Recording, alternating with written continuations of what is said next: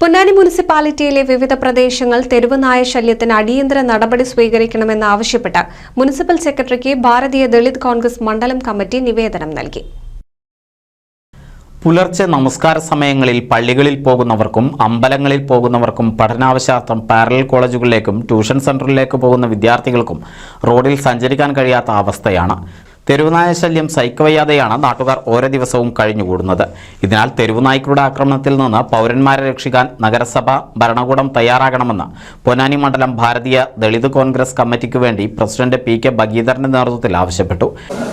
ഭാരതീയ ദളിത് കോൺഗ്രസിന്റെ ആഭിമുഖ്യത്തിൽ മുനിസിപ്പൽ സെക്രട്ടറിക്ക് ഇപ്പോൾ ഒരു നിവേദനം നൽകുകയും അദ്ദേഹവുമായി ചർച്ച നടത്തുകയാണ് ചെയ്തത്. രൂക്ഷമായിക്കൊണ്ടിരിക്കുന്ന തെരുവുനായ ശല്യം പ്രതിരോധിക്കാൻ എന്ത് മാർഗം എന്നുള്ളതിനെ കുറിച്ചാണ് ഞങ്ങൾ നിവേദനം കൊടുത്തിട്ടുള്ളത്. ഇപ്പോൾ ഇടക്കാലത്ത് ഒരു ശമനം ഉണ്ടായിരുന്നതാണ് ഈ തെരുവുനായയുടെ ശല്യം. അപ്പോൾ അത് വീണ്ടും രൂക്ഷമായി പുലർച്ചെ പള്ളികളിൽ പോകുന്നവർക്കും അമ്പലങ്ങളിൽ പോകുന്നവർക്കും ട്യൂഷനൊക്കെ നേരത്തെ പോകുന്ന 6 മണിക്ക് 5 മണിക്കൊക്കെ ട്യൂഷന് പോകുന്ന വിദ്യാർത്ഥികൾക്ക് പാരലൽ കോളേജിൽ പോകുന്ന വിദ്യാർത്ഥികൾക്കൊക്കെ ഇപ്പോൾ പല പ്രദേശത്തും പൊന്നാനിയുടെ പല പ്രദേശത്തും നായയുടെ ശല്യം കാരണം കടിയേറ്റുകൊണ്ടിരിക്കുകയാണ്. ഇതിനെ പ്രതിരോധിക്കാൻ നടപടി സ്വീകരിക്കണമെന്ന് ആവശ്യപ്പെട്ടുകൊണ്ടാണ് ഇന്ന് ഭാരതീയ ദളിത് കോൺഗ്രസ് നിവേദനം നൽകിയുള്ളത്.